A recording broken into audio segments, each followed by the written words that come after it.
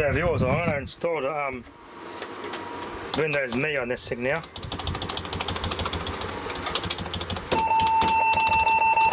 Uh-oh.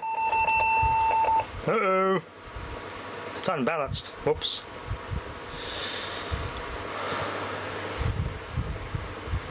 Okay, I put one memory stick in one channel and the other channel is at the other memory stick. This motherboard don't support that. You gotta have both different sticks in the same channel. Right, I forgot about that. This don't like that.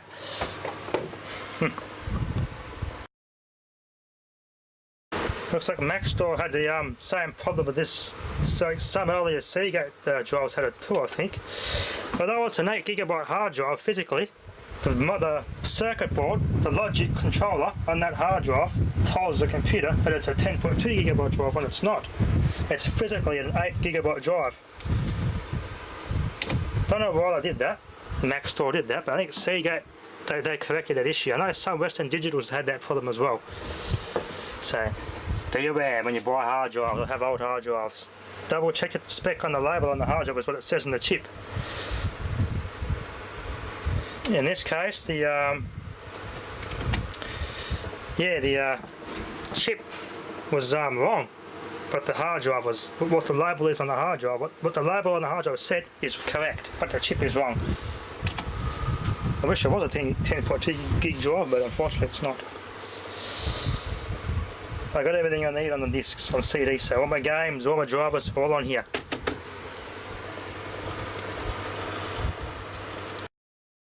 I checked this power supply over and over and over. The multimeter, the voltage is alright. It's 12.13 volts on the 12 volt rail. And the FSP one I put back in here is 12.3 volts on the 12 volt rail. Yeah, that's a good power supply. It worked perfectly. I checked the polarity of this bloody CPU socket and everything, and it's all exactly the same as what the polarity of the 4 pins and the plug I plugged in the board in that one. It's all identical. It's a bugger. A real bugger. Anyway, looks like I'd have to if one of you guys out there can send me a power supply, it'd be appreciated, because this motherboard does not like that FSP server power supply for some stupid reason. I disconnect the CPU power and it fires up. So that motherboard just doesn't like it. Looks like I've got to wipe the hard drive. It expects me to upgrade the operating system when it's not an upgrade disk. So I'm going to have to wipe the hard drive, format it and wipe it, put it back in here and do this again from scratch. This doesn't want to format it. Windows just got better. Yeah, I don't know about that. Yeah, I know Windows Millennium Edition is like Vista and Windows 8, but no one really liked this when it came out. It was pretty crap. But I don't have a choice in this particular circumstance, because the drivers for this board and the hardware were only the oldest version of Windows I could run it on successfully is Windows Millennium Edition. Would not work on 98. It specified this or newer, so I got this one. I'm only going to do DOS gaming, so I'm not going to really do anything else to really piss me off. Surely it's good enough just so I can play a couple of DOS games and that's about it. That's really all I really want it for. But yeah, I had the My Documents folder on that hard drive. I backed it up onto a DVD. It's about 3.1 gigabytes worth of all the drivers and all the games I put on that thing. So I backed them up on that, they'd completely wiped that hard drive. So all I gotta do once it's all set up is put the stuff back in the My Documents folder on this installation. So I got all my games again. Exactly as they were when the hard drive was wiped. So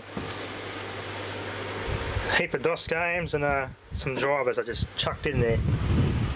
So not a fun matter of which ones would actually work with this one now. I put heaps of random drivers on there. Anyway, beautiful. It's one thing I hate about small form factor PCs, the way the cords are all crammed up around sharp corners. They get cut and nicked and broken all the time. But this truly is a tank, this thing. It's a perfect for a little TV cabinet. Sit your flat panel TV on it and put a TV card and everything in it, and a movie PC. A lot of new mini RTX cases are like that. But this is solely going to be an old gaming rig. Nearly done. With this much, half a gig of RAM and Pentium 4, with this sort of hardware, this should run really nicely.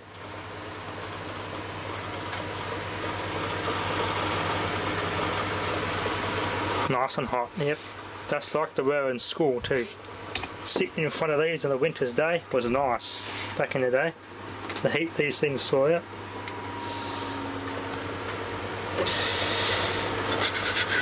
These are probably the, yeah, I wouldn't get anything more modern than this. Not in HP. HP are now pretty much junk. Our desktop, just copying all the backed up stuff that I need into the My Documents folder on the hard drive. Then from there on I can set up all the drivers and we're good to go. Now we can start getting back into the old school gaming. This is going to bring back some memories, I'll tell you. Yeah, 22 minutes remaining. Good thing that supports a DVD drive and everything. My drivers for that though won't support Windows Me. Otherwise I'll just use a Wi-Fi. But I can update this thing manually anyway, so shouldn't need any updates. For the sound and graphics driver is going to work when this thing reboots. Currently installing the Broadcom NetExtreme Ethernet driver now. Still waiting for this to copy over. Decided to take the top cover off and put the fan over it, and boy, this thing's running a lot cooler. The Northbridge, that's much cooler. CPU is even blowing cooler air. That was bloody hot before. I actually took all the heatsink off that, cleaned it up and put some fresh Arctic Silver heatsink compound on that just to help it. It's pretty old. What was on it was all crusty and dried out, so best to replace it. Fortunately it wasn't glued to the CPU, so it came off quite easily. Blowing a little bit of hot air, but nowhere near as much as before.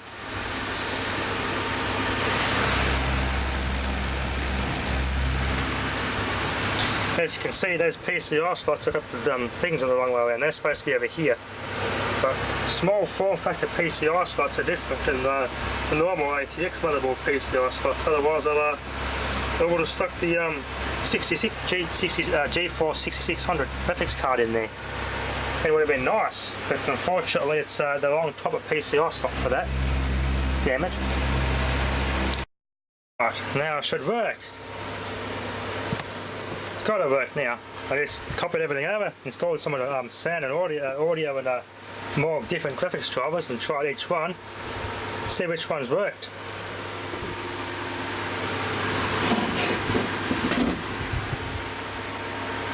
It's the hardest thing about when you haven't got the original hardware that came with the original installation of 98 or Me. It's hard to get the exact right drivers for it. Hard drive's under everything. What's going on there? Hello? What the heck? Oh, there you go. Right, let's see if everything works. I hope it's I got something righty. Just installing all the drivers now. That's the hardest thing.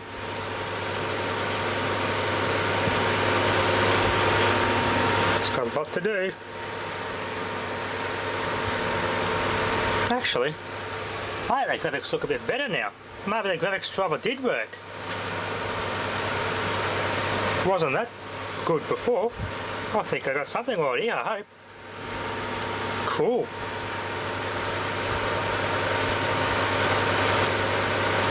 Alright. I think I got the right drivers for this operating system. See, it's only 1.6 the XP and Windows 2000 only. That's about as old as this thing can support, so I think I got something right with the drivers here. Beautiful. The graphics drivers worked. Beautiful. Intel Extreme graphics, but now this sound, audio. Now, I'm pretty sure it's a Realtek AC97 in this thing. That's the next bloody hardest thing, finding the sound for this bastard. Oh, at least I got the graphics working. Much better. Well, I've tried all these SoundMax and Realtek audio drivers. Hey, it works! It's the ADI codec version SoundMax driver. Sweet, I got sound. Hey! Hallelujah! Now that should be right for DOS games, I think. I bloody hope so.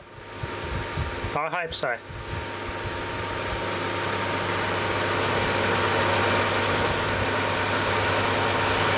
This is the ADI version of SoundMax because that needs an ADI codec to work.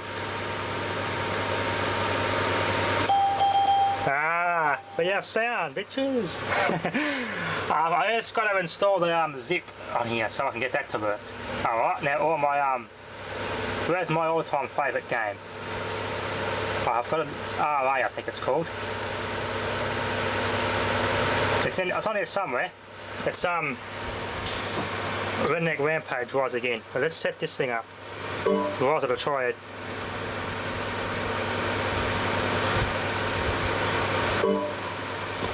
Okay.